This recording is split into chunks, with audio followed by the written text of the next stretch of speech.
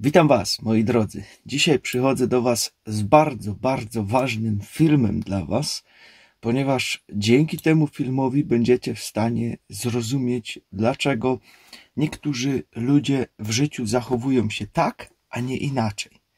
Wiedza ta pochodzi mianowicie już z czasów antycznych, tam już antyczni filozofowie o tym rozmawiali, pisali. Jednym z nich na przykład był Hipokrates, który również opisywał, że wszyscy jesteśmy ludźmi, ale każdy z nas jest troszeczkę inny. Mamy tutaj ogólnie podział na 4 typy ludzi.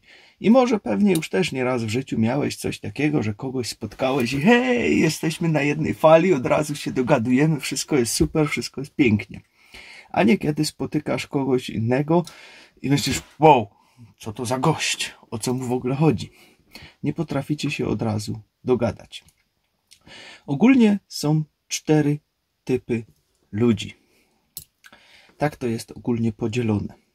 Teraz wyobraź sobie, że bierzesz te 4 typy ludzi do jednego pokoju, zapraszasz ich wszystkich do jednego stołu, dajesz im jakąś grę, w którą mogą sobie razem zagrać. Wszyscy siedzą tam naprzeciwko siebie. No i się zaczyna. Pierwszym z nich to jest wieloryb. Tak, to jest pierwszy typ człowieka, to jest wieloryb. Wieloryb jest dość specyficznym człowiekiem, mocno uczuciowym i on podczas tej gry siedzi i zastanawia się, jakie znaczenie on tutaj może teraz dać innym, żeby inni mogli się poczuć lepiej przez to, że on tutaj właśnie teraz jest w tym pokoju. Wieloryb przede wszystkim patrzy na to, jak tutaj poprawić całą atmosferę w pokoju, żeby wszyscy byli szczęśliwi, wszyscy byli zadowoleni. Wieloryby też bardzo często oglądają jakieś uczuciowe programy, jakieś filmy romantyczne tego typu, czy też nawet i takie programy, które są w telewizji, załóżmy Rolnik szuka żony, wtedy tam siedzą wieloryby przy tym telewizji i się cieszą, mówią, o jak fajnie, 2 znalazło się tam razem, miłość teraz mają, także no są to takie bardzo uczuciowe typy ludzi. Też bardzo często w strategiach marketingowych mamy coś takiego, że tam ktoś u góry już patrzy, co im teraz rzucić za reklamę, żeby oni to ugryźli. No więc robią tam jakiś filmik, że tam 2 ludzi biegnie do siebie w deszczu i jeden drugiemu daje czekoladki. No, co robi wieloryb? Oczywiście biegnie do sklepu po te czekoladki i niesie komuś je. Ponieważ no, widział, już powiązał to z tym, żeby zrobić komuś przyjemność, więc od razu leci tam. Wieloryby też są bardzo takimi ludźmi, którzy lubią żyć w grupie, czują się idealnie w grupie, w stadzie, tak jak i tam wieloryby. W stadzie się czują najlepiej tak funkcjonują i przede wszystkim też bardzo lubi takie rozmowy głębokie, które naprawdę idą głęboko w to. I wieloryb strasznie nienawidzi, kiedy ktoś mu powie, no jest okej, czy coś tamtego. Nie, to jest wieloryb, to jest taka osoba, do której jak coś powiesz, no tego, to ona nie oczekuje od ciebie, że ty powiesz teraz, no jest okej, tylko musisz to mówić całymi zdaniami, wtedy wieloryb jest szczęśliwy. Jak mu to wszystko na czynniki pierwsze ładnie rozłożysz. Wieloryby też bardzo często lubią nosić takie ubrania, które się nie rzucają za bardzo w oczy. Po prostu wolą być na takim poziomie, że niby tam jestem, ale mnie nie ma, nie? Tylko byleby tam pomóc też innym, uszczęśliwić innych i tak dalej. No i teraz mamy naprzeciw tego wieloryba siedzi kolejna osobowość, to jest rekin. I w tym momencie, kiedy wieloryb myśli, co mogę tutaj zrobić, żeby uszczęśliwić innych, jak mogę tam siebie zaoferować, to rekin w tym momencie znowu siedzi i myśli, co ja mam tutaj z tego teraz, że wy tutaj jesteście? Jak mogę na tym wygrać jakiś profit? To jest właśnie typowy rekin, który tutaj na tym stołku siedzi. Rekiny bardzo dbają też o swój wizerunek. Noszą takie fajne ubrania eleganckie, które się wyróżniają, że ja tutaj jestem rekin, jakiś tam polityk na przykład, ja tutaj wszyscy zróbcie mi miejsce, bo ja idę. To jest właśnie bardzo typowe dla rekina. Rekin ma jeszcze to w sobie typowe, że kiedy on teraz tej gry nie wygra, to dla niego już jest po dniu. To już cały dzień jest do niczego i już z nim nie pogadasz. To już jest pozamiatane. To już jest po wszystkim. Ale przy stole siedzi jeszcze kolejna osobowość, mianowicie delfin. Delfin to jest człowiek całkiem taki inny, wyluzowany, który nie lubi stresu w swoim życiu. Wszystko robi tak, byle jak, na szybko, żeby tylko było zrobione, żeby było fajnie, żeby było pięknie. No i ten delfin tam sobie siedzi, jakaś tam puszeczka napoju w ręce, słuchawka z muzyką, sam swój telefonik, siedzi. I tylko super, nie wie co się dzieje, nie wie co to za gra, nie wie w ogóle jak to zagrać, nie zna zasad tej gry, ale hej, jest super przecież, nie? To jest właśnie taki typowy delfin. Delfiny też bardzo lubią mieć jakieś kolorowe ubrania na sobie, które im się tam w oczy już rzucają wszystkim wokół. Delfin nie ma tak za bardzo struktur w tym wszystkim. Delfin to jest też taka osoba, która bierze jakąś pierwszą, lepszą wycieczkę za najmniejsze pieniądze, all inclusive, jakieś dziwne miejsce, wsiada do autobusu, nawet nie wie do końca gdzie jedzie, po co jedzie, ale jedzie.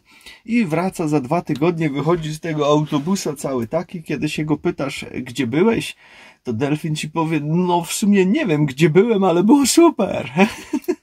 To jest taki typowy właśnie delfin. Delfinów poznasz też po tym, kiedy na przykład nagle wbiega na lotnisko, patrzy na ten zegarek, patrzy na tę datę, mówi, ty czekaj, to ten samolot chyba wczoraj odlatywał, co ja miałem nim lecieć. To jest właśnie też typowy delfin.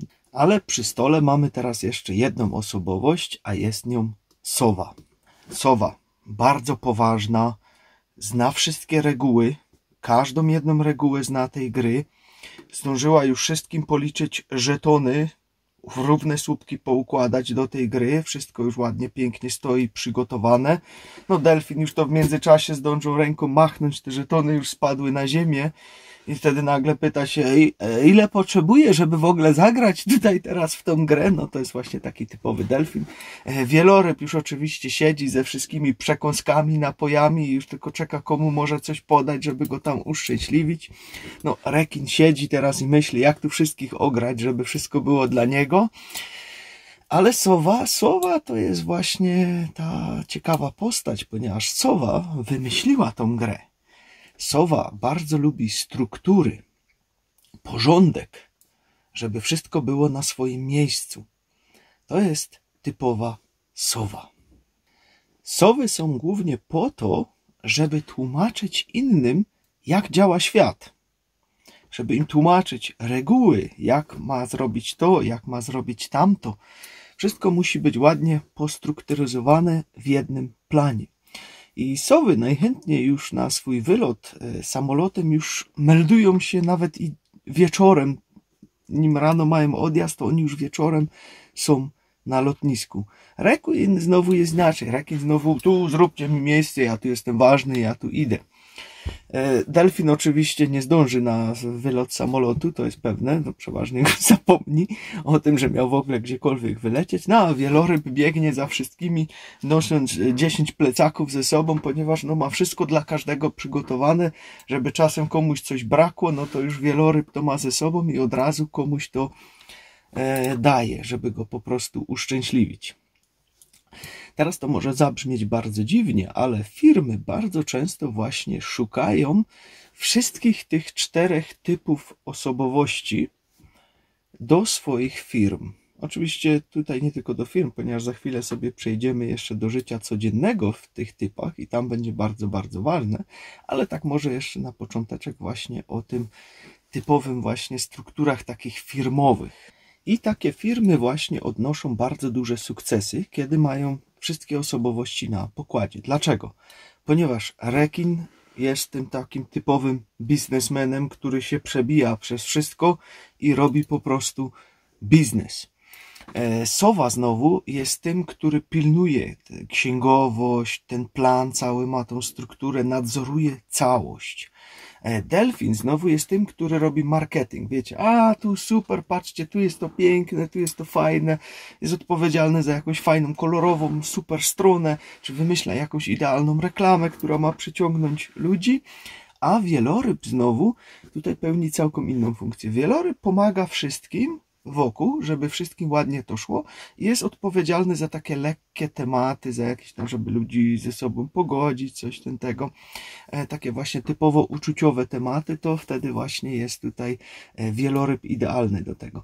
Tu jeszcze pojawi się za chwileczkę, ale to na końcu filmu, jeszcze jedna taka tajemnicza postać, ponieważ jest jeszcze taka piąta postać, bardzo, bardzo ciekawa, ale o tym na samym końcu jeszcze sobie powiemy, o tej postaci.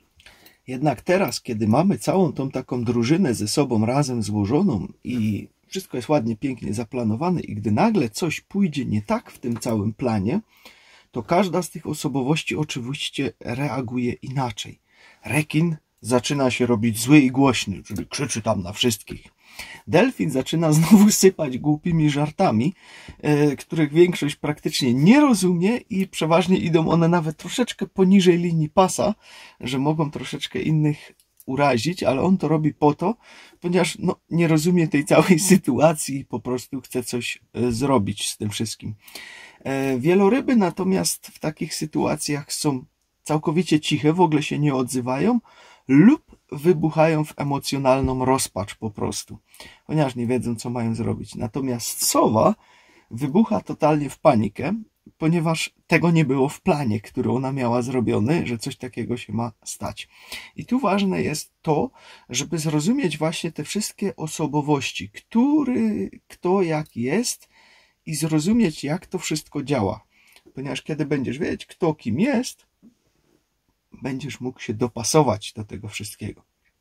Będzie to ładnie, pięknie szło, ponieważ każda z tych osobowości ma swój własny świat.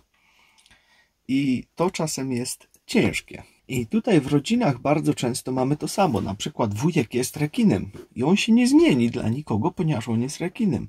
Ciotka jest wielorybem i ona się również nie zmieni dla nikogo innego. Kolejny przykład, który tutaj mamy, to na przykład kiedy musimy złożyć jakąś szafę.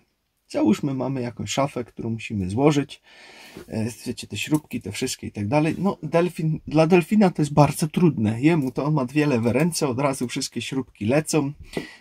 Wszystko nie działa, jak ma działać. Sowa już w sklepie zaczyna liczyć wszystkie śrubki, czy się wszystko zgadza, czy każda ilość jest odpowiednia do tego, także ona już to ma wszystko przeliczone. Wieloryb oczywiście przygotowuje już przekąski, napoje, żeby to ładnie w grupie zrobić, żeby było wesoło, żeby było pięknie, żeby to razem złożyć, a rekin ma to wszystko w nosie, bo jemu to i tak ktoś złoży, więc po co ma się wysilać. Podobnym przykładem jest na przykład, kiedy też trzeba przywieźć coś dużego. Załóżmy, niech będzie to nawet i ta szafa, która ma być poskładana. To delfiny bardzo często wybierają się wtedy po taki zakup jakimś malutkim samochodem, załóżmy jakimś Matizem czy czymś, po to, żeby włożyć jakąś dużą szafę do środka. Sowa oczywiście od razu mówi, to nie wejdzie tutaj do środka, tu się nawet jedna szpółka z tego nie zmieści, ale delfin mówi, to wejdzie, to wejdzie. Później oczywiście stoją pod tym autem i za bardzo nie wiedzą, co mają zrobić w tym wszystkim. Rekinowi natomiast jest to obojętne, jakie to jest duże, ponieważ on wybiera, że i tak mu to ktoś przywiezie do domu, więc po co ma się wysilać z tym, żeby teraz musiał to sam do domu taszczyć. A wielorybów poznasz bardzo często po tym, kiedy stoi ich 6 wokół tego małego samochodu i próbują pomóc, żeby to załadować do środka. To są właśnie typowe wieloryby.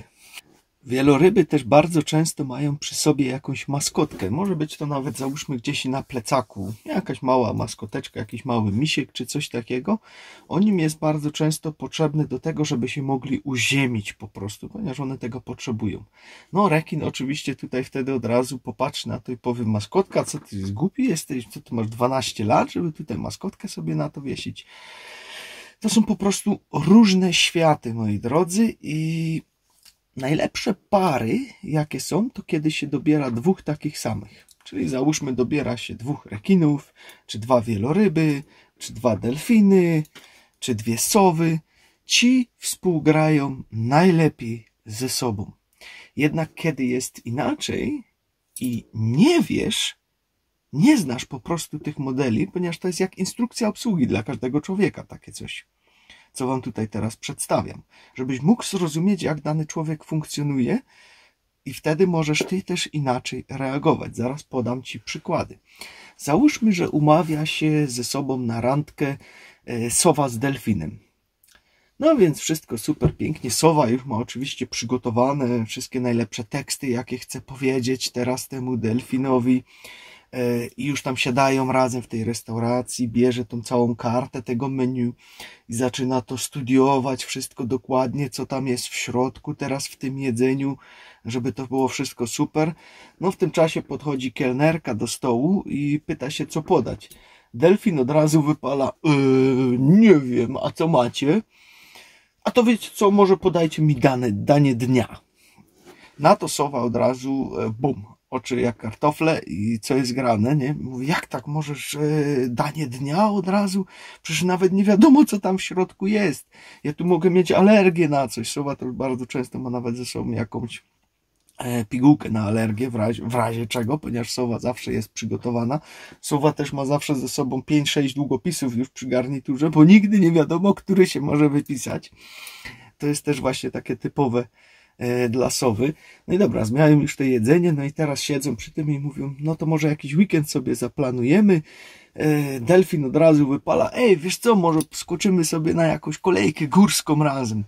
Na to sowa od razu znowu myśli, mówi, no jak, nie mogę, przecież to nie jest takie super, tam się może coś przydarzyć, to w ogóle nim my ruszymy, to ja muszę wszystkie śrubki sprawdzić, czy są dokręcone na tych torach i na tej kolejce. To jest właśnie typowe dla sowy. I wtedy sowa od razu mówi, weź może zaplanujmy sobie teraz ten cały weekend, jak to będziemy robić, gdzie delfin tak naprawdę nie wie, czy on jeszcze będzie żył w ten weekend. To jest takie typowe też dla delfina.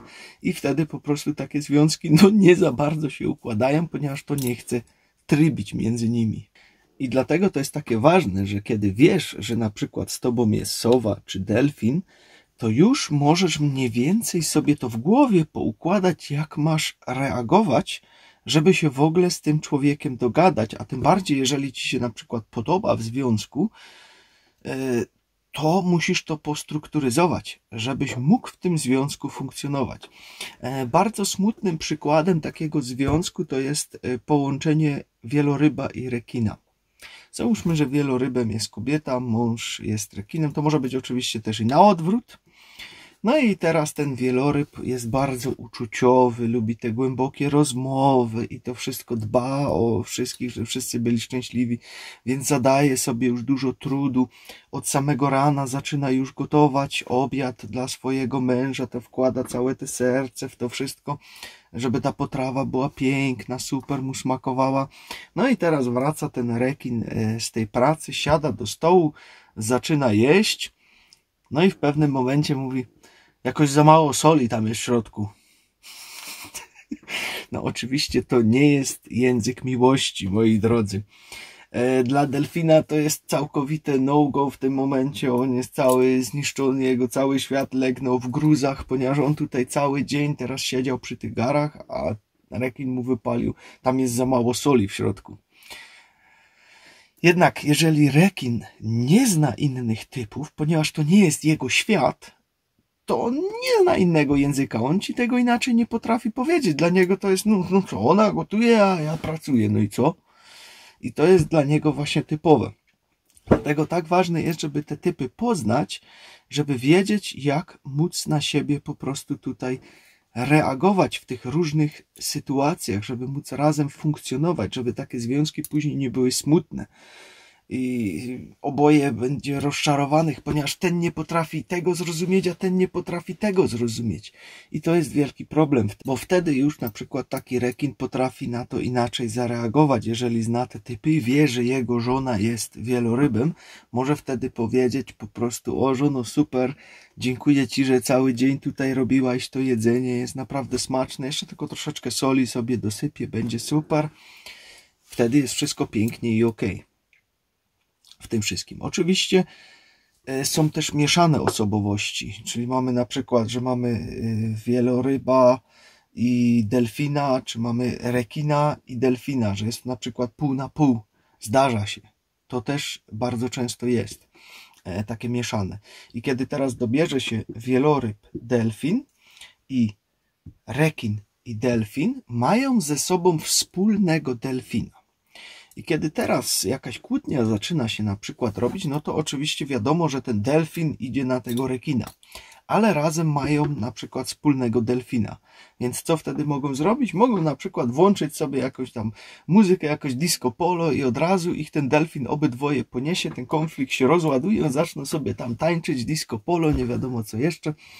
I się ten konflikt rozładuje, ponieważ mają wspólnego delfina. Gorzej jest właśnie, jak są to takie typowe, przeciwległe osobowości, jak właśnie na przykład ten rekin i delfin. To wtedy jest naprawdę, no, jeżeli nie znasz tego, jak to funkcjonuje, tak jak mówię, to jest instrukcja obsługi po prostu dla ludzi, jak możesz funkcjonować z innymi ludźmi.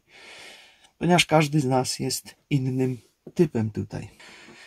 Tutaj sowy również na przykład bardzo lubią praktyczne ubrania, wiecie, gdzie można gdzieś nogawkę odpiąć, jak jest za ciepło, czy mówią, patrz, o super, tutaj mogę sobie zamek rozpiąć, gdy mi będzie za ciepło, będę mógł tutaj ochłodnąć, żeby się nie pocić. Na to od razu rekin patrzy na to, mówi, zwariowałeś? Przecież jak ty wyglądasz, ty musisz super wyglądać w tym wszystkim, jak idziemy gdzieś w podróż. No, gdy delfin to usłyszy, od razu powie, ej, ja nie mam nic ze sobą, ale gdzie idziemy? No a wieloryb oczywiście od razu mówi, ja idę z wami, będzie super fajnie dla towarzystwa, będzie wesoło. Więc tak to mniej więcej wszystko działa w różnych sytuacjach życiowych. Sowy też na przykład bardzo lubią pakować już samochód wcześniej, dzień wcześniej przed jakimś wyjazdem, mają cały plan już na kartce zrobiony, co muszą spakować tutaj teraz, ze sobą zabrać. To już sowa ma wszystko przygotowane. Natomiast delfin wstanie rano, mówi, a gdzie jedziemy? Dobra, super, kupimy wszystko na stacji benzynowej po drodze, jedziemy. Także tutaj też widzicie, że są po prostu takie te typowe różnice w tym wszystkim. Oczywiście, tak jak mówię, są też i całkiem inne kombinacje. Te tutaj najbardziej ekstremalne to są na przykład sowa-delfin. Ogólnie można by powiedzieć, to bardzo ciężka kombinacja, ale to są ludzie, którzy na przykład lubią strukturyzowane sporty, jak na przykład wspinaczki górskie. Tam potrzebujesz dużo precyzji, że musisz wiedzieć, gdzie, co, jaki sznurek założyć i robisz sobie taki sport, czy tam motolotnią, latanie. To są właśnie takie typowe kombinacje sowa-delfin, które coś takiego lubią. Mamy też na przykład wieloryb-rekin.